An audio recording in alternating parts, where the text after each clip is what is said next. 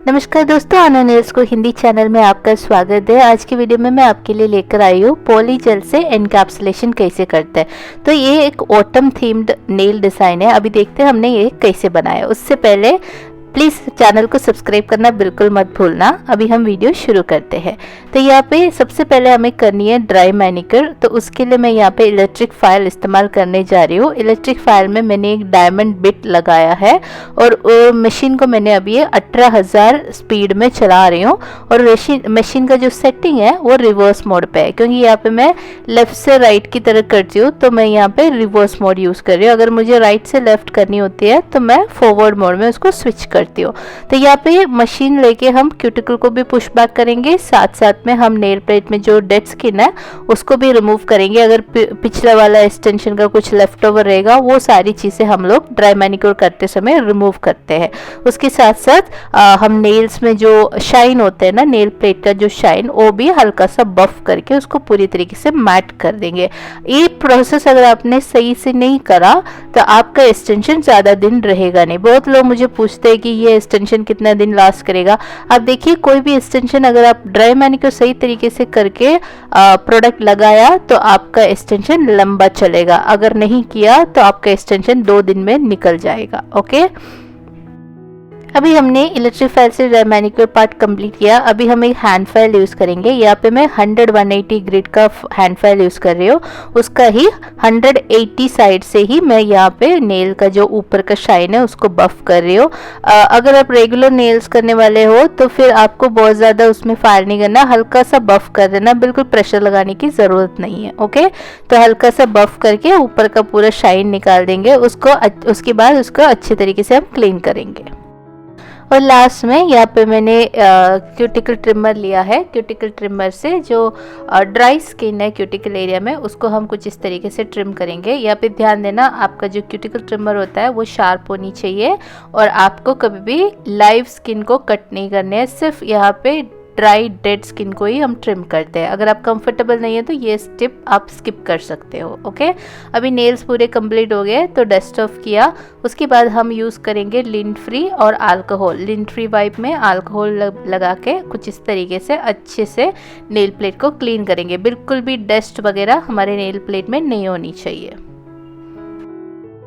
अभी हमारा अगला स्टेप है टिप्स लगाना। तो टिप्स यहाँ पे मैं एक brand new set of tips use कर रही हूँ। अगर आपने मेरा मलेशिया ट्रिप का हाउल वाला वीडियो देखा होगा तो आपने ये वहाँ पे देखा है। ये मैंने वहाँ से लेके आई थी। तो अगर ये देखोगे तो ये थोड़ा मैट फिनिश्ड क्लियर टिप्स है और इसमें 0 से लेके 11 नंबर तक का टिप्स अवेलेबल है। तो ये आई थिंक मेरे पास पहला टिप है जिसमें 11 नंबर तक है। नॉर्मली 0 to 9 या 1 to 10 तक की होती है, तो ये 11 तक है। और मैंने ये भी नोटिस किया कि ये टिप्स जो है वो काफ़ी बड़ा है। मतलब ऐसे समझो, अगर कोई कस्टमर आया जिनका नेल प्लेट जो नेचुरल नेल है वो चौड़ा है तो ये टिप सेट जो है वो काफ़ी सही रहेगा, क्योंकि ये अच्छा खासा बड़ा है और उसमें बहुत सारे नंबर है तो आपके पास ऑलमोस्ट सारे टाइप्स ऑफ फिंगर्स में ये फिट हो जाएगा। तो ये रहा मेरा, ये भी नंबर 6 जाके मेरे को थंबनेल में फिट हुआ। तो आप सोच सकते हैं कि कितना बड़ा साइज़ है। तो अभी मैंने यहाँ पे सारे नेल्स के हिसाब से जो टिप्स है उसको थोड़ा मेजर करा, फिर उसको साइड में रखा। और ये रहा सारे नेल्स के अकॉर्डिंगली जो साइज़ मैंने यहाँ पे सिलेक्ट किया था। तो ऑल 5 नेल्स यहाँ पे हमने रेडी करके रखा है। अभी हम यहाँ पे ग्लू की मदद से इसको नेल्स पे अटैच करेंगे। तो यहाँ पे जो ग्लू मैं यूज़ कर रही हूँ रनारा करके ब्रांड है, उनका ग्लू है। ये ब्रश ऑन ग्लू है, बहुत ही अच्छी क्वालिटी के है। तो कुछ इस तरीके से इसमें हम ग्लू ब्रश करके लगाएंगे। उसके बाद कुछ इस तरीके से नेल पे अटैच करेंगे। तो आप यहाँ पे देखना, मैं कभी भी टिप को एकदम पूरा नेल कवर नहीं करती, मैं सिर्फ टिप साइड में ही कवर करती हूँ। और इसको कुछ ऐसे कुछ 3-4 सेकंड आपको होल्ड करनी है। उसके बाद आप ऐसे छोड़ सकते हैं। तो ये ग्लू जो है फट से सूख जाता है तो टिप जल्दी ही अटैच हो जाती है। ओके, तो टिप हमेशा स्ट्रेट होना चाहिए कुछ इस तरीके से। और यहाँ पे भी सारे नेल्स में टिप्स अटैच हो चुके हैं। अभी हमारा नेक्स्ट स्टेप है, अभी जो टिप्स हमने अटैच किया उसको हमें अपने नेल प्लेट के साथ थोड़ा ब्लेंड करनी है। तो यहाँ पे जब आप ब्लेंड करते हो आपको ध्यान देनी है कि आपका जो फाइल है वो सिर्फ और टिप का एडजेस को ही फाइल कर रहा है, नेल प्लेट में नहीं लगनी चाहिए आपकी फाइल, क्योंकि हमने ऑलरेडी यहाँ पे ड्राई मैनिक्योर करते समय फाइल से पूरा शाइन निकाल चुके हैं, तो अगर बार बार हम फाइल चलाते जाओगे वहाँ पे बहुत बड़ा गड्ढा बन जाएगा, बेसिकली अपना नेचुरल नेल ख़राब हो जाएगा। तो उस चीज़ का ध्यान देना। तो जो फाइल है वो सिर्फ और सिर्फ वो टिप्स के ऊपर ही लगना चाहिए, वो अच्छे से फाइल करके उसको ब्लेंड कर देनी है अपनी नेचुरल नेल के साथ। अभी थोड़ा फाइलिंग और ब्लेंडिंग करने के बाद अपना ब्रश से अच्छे से डस्ट ऑफ कर देनी है, और उसके बाद वापस लिन फ्री और अल्कोहल से कुछ इस तरीके से नेल्स को अच्छे से क्लीन करनी है। और ये बहुत ज़रूरी है, बिल्कुल भी डस्ट कुछ भी नेल्स में नहीं होनी चाहिए। अभी हमारा अगला स्टेप है, हमें लगानी है इसमें डिहाइड्रेटर। और डिहाइड्रेटर मैं यहाँ पे मॉडल वंस का डिहाइड्रेटर यूज़ कर रही हूँ, आप कोई भी ब्रांड का यूज़ कर सकते हैं। और आप देखिए यहाँ पे मैं सिर्फ नेल प्लेट में ही डिहाइड्रेटर लगा रही हूँ, आपको टिप्स के ऊपर डिहाइड्रेटर लगाने की बिल्कुल भी ज़रूरत नहीं है। सारे नेल्स में डिहाइड्रेटर लगाओ। हम इसको इसलिए लगाते हैं ताकि हमारे ऑयल नेल प्लेट में अगर ऑयल मॉइस्चर कुछ रहेगा तो वो पूरा इससे निकल जाती है। और इसके बाद हम यूज़ करेंगे प्राइमर। ये प्राइमर जो है ये एसिड फ्री प्राइमर है, ये भी सेम मॉडल वंस ब्रांड का ही है। इसको भी हम सिर्फ नेल प्लेट में ही अप्लाई करेंगे, वो भी कम क्वांटिटी में, बहुत ज़्यादा नहीं लगानी है, हल्का से एक पतला लेयर लगानी है, वो भी नेल प्लेट पे।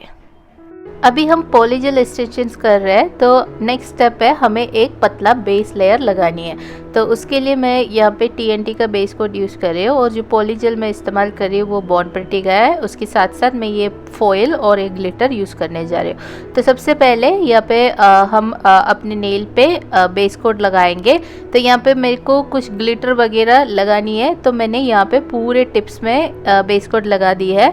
बट अगर आप सिर्फ पॉलीजेल एक्सटेंशन करना चाह रहे हो, एनकैप्सुलेशन नहीं करना है, तो आप यहाँ पे भी सिर्फ आपकी नेल प्लेट में ही बेस कोट लगाने की ज़रूरत है। यहाँ पे मुझे वो ग्लिटर वगैरह लगानी है, इसलिए मैंने पूरे टिप्स पे यहाँ पे बेस कोट लगा दी है।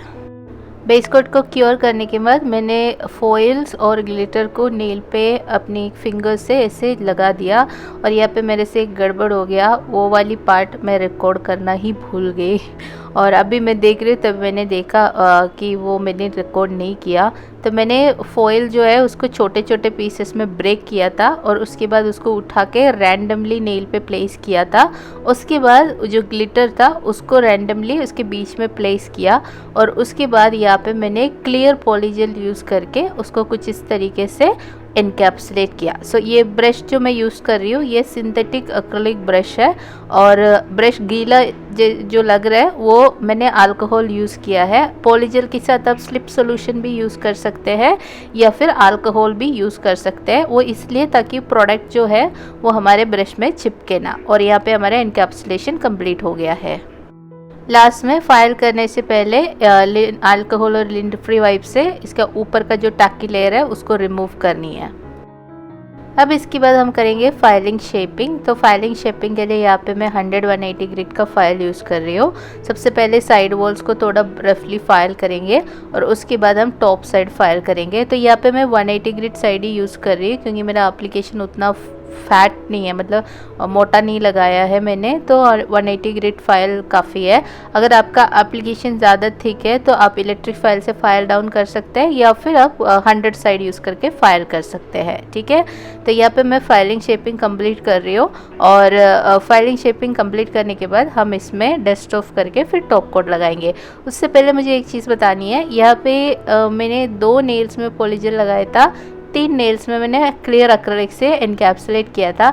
अगर आप डिफरेंस बता सकते हो कौन से फिंगर मैंने एक्रिलिक से किया है तो मुझे कमेंट्स पे बता देना। जो सही जवाब सबसे पहले देगा उसका आईडी मैं पिन करूँगी। ओके, तो ये आपके लिए एक चैलेंज है।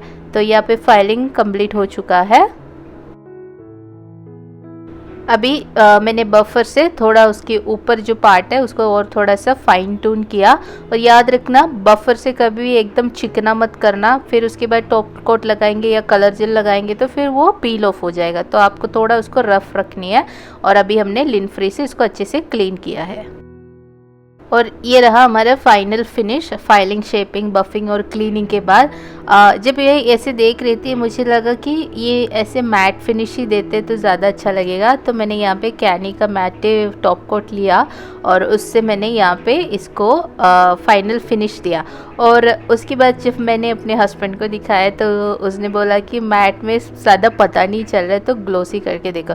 तो मैंने क्या किया, एक दिन मैटे रखा और दूसरे दिन फिर मैंने उसको ग्लोस टॉप कोट लगाया।